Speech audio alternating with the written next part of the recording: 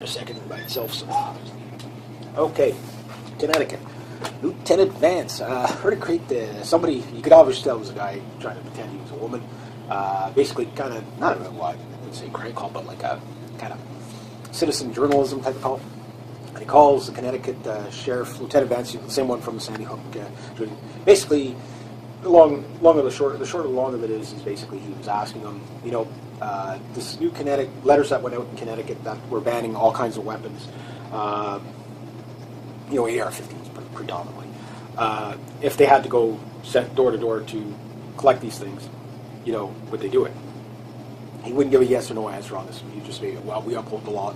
So they won't come out and directly say it. So there was a bit of a back and forth and stuff like that. But at the end of the day, all I heard was just following orders. Now, we heard that in Ukraine last week with the riot cops.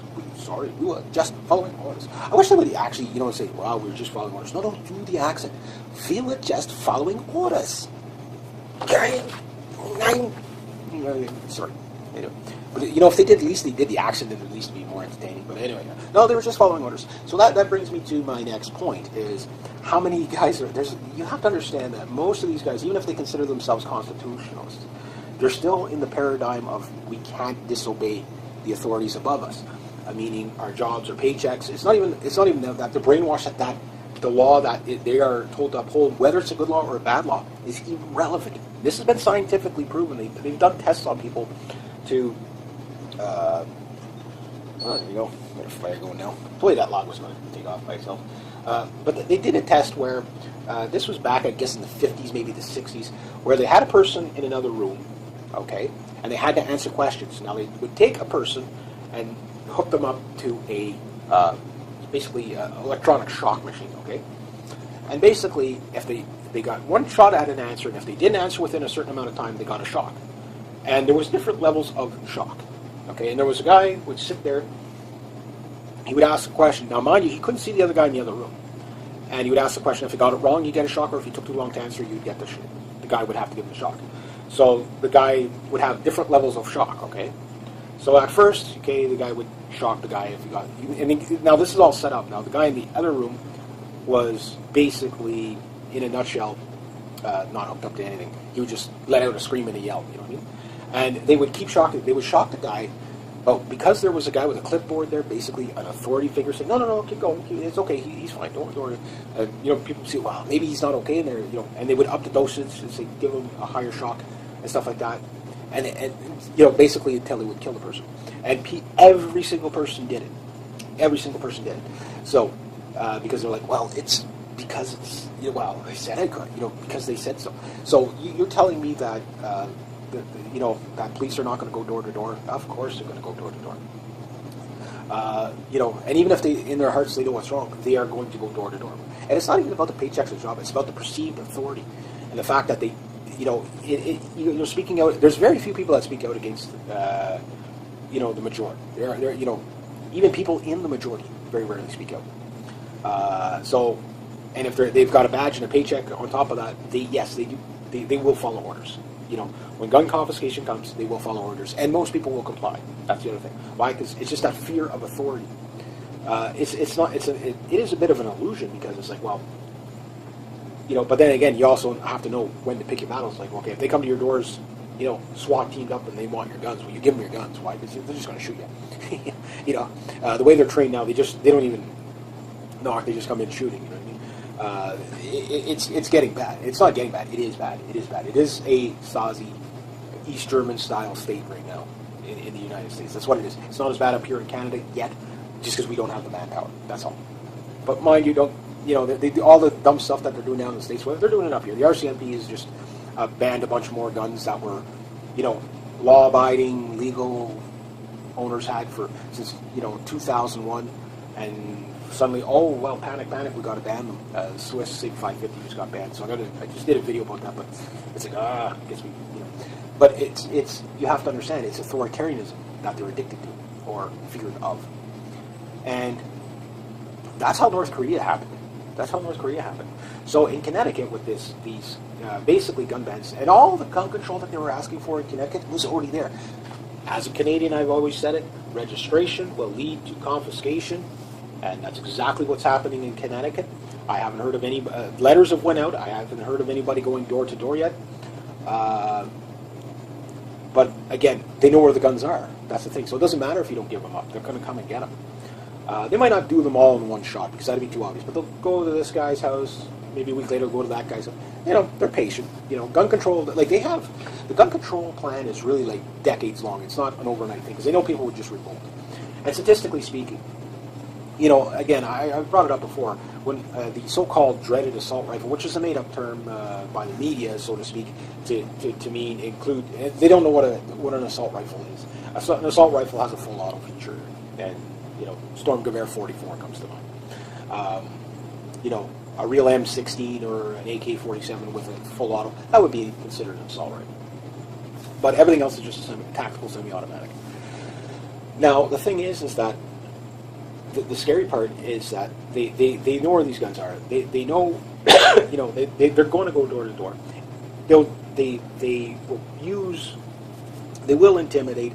I mean, this is not about serving and protecting the people. They know, statistically speaking, that it is the lowest number of firearms used in crimes. Is the dreaded assault rifle. It's about 2 to 3%. They know it will have no significant effect on crime whatsoever. And yet they go after that when, if they were, you know, if they didn't want to make it, obviously we'll go after, say, like the handguns first, because that's usually, no matter where you are in the world, handguns are, unless it's a war zone, usually handguns are the number one firearm used in assaults and in crime. And because of that, it's like, why would you go after the minority of these rifles? Well, there's only one thing that comes to mind, is they fear people having firepower. You know, law enforcement, military, yeah, they fear handguns, but in a revolt, they fear rifles. You know what I'm saying? So that's why they're going after the rifles. It's the only thing that makes sense. It's not conspiracy. It's tactically only thing that makes sense. And of course, just because the politicians say, no, we're doing it for the women and children. It's not against the people. They lie. You know, I mean, come on. You know, like, don't be so gullible. You know why they're going after. They fear revolt. And from the making of this video, with the stuff coming up economically in the States, you know, I mean, the unemployment rate is just horrible. You know, they know there's major welfare riots coming and stuff like that. They don't want people to be armed. So, with that said, you know, okay, they'll start in Connecticut, but once they get it in Connecticut, well, they've already pretty much done it in New York. Well, the next day, what's the next phase? You know, keep branching out. So eventually this is going to come to a head. Most people will give up their guns willingly. You know, that's the scary part. However, there's a couple of ways out of this. The number one way is, well, you got to elect a grassroots person. You cannot vote for any of the major parties anymore. You cannot vote for them anymore. You have to only vote nonpartisan. You have to do your homework. You have to educate the people that vote around you, because most people are apathetic, idiot voters. That's the one big problem with democracy, is you have the dumbed down society voters who vote on, oh, well, they promised me this. You know, you have to know what this person stands for. If you don't know what the person stands for, don't vote for them. Oh, but it'll split the vote. Never mind about that. It's stick to your principles, because that's why these big parties get in, and they're the same party. That's the thing you got to drive home to people. It doesn't matter which way you vote, because they're the same party. You have to vote for other. Elect yourself. You know, make things null and void so that the government has to structure itself. We have to get these people fired. Petitions and referendums are the way of the future. That's the only way it makes government null and void. And when government will not listen to referendums, at that point, things are going to happen. Because, you know, that's exactly what happened in Ukraine. The difference is the Ukrainian people aren't armed like they are in the States. Yeah, they're armed a bit, but they're not armed like they are in the States. So, you know, that's why you have these bully forces coming in from outside influences in Ukraine. The United States is a little different. Now, you have to understand, the long con here is to have a civil war in the States, and then once both sides are, you know, you've killed every DHS, and I'm not advocating violence, it's just this is what the plan is once they've killed off all these federal agents, you'll have expended all your ammo, that's when the Chinese come in. Because the Chinese are going to get paid back. The Chinese, the other day, just, you know, pretty much admitted, hey, look, the American economy's a sham, it's a fraud, the dollar's backed by nothing, and everybody's going to the Chinese dollar. They pretty much said this at the G20 meeting. So, yeah, we're in real trouble. So that's why they want gun confiscation, because they don't want the revolt coming back, because it will de-seat the power of the central bankers. The other thing is put the central bankers in jail. Now, the thing is you have to understand, once martial law is declared officially, because it's already been declared through the NDRP, but once martial law is declared in the states officially, you have to understand, right now, Congress is saying, look, we're in a constitutional crisis. We have a dictator as a president who just signs executive orders. Obama, in his last election speech, he pretty much told you he was a communist. People think you need to hear those exact words. No, he is a communist. He's not a progressive. He's a communist. And on top of that, what was the thing he said there? No more waiting around for Congress.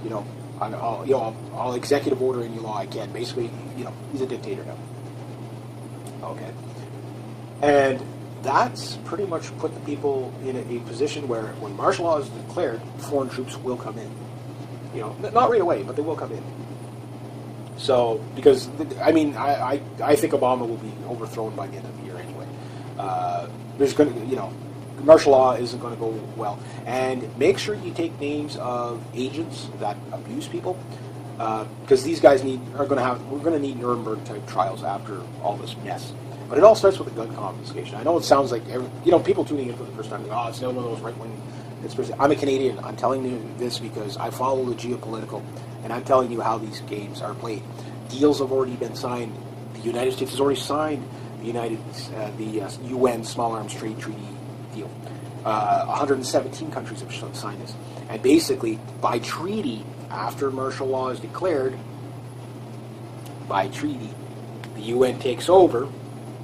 Once they take over, anything that they have passed or treaties, you will be obligated to the treaty, meaning door-to-door confiscation is then, and then after that you live in North Korea.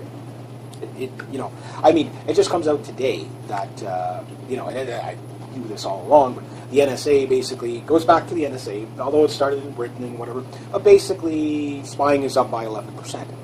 And the little cameras on your computer or even on your cell phone, basically they could tap into that and spy on you.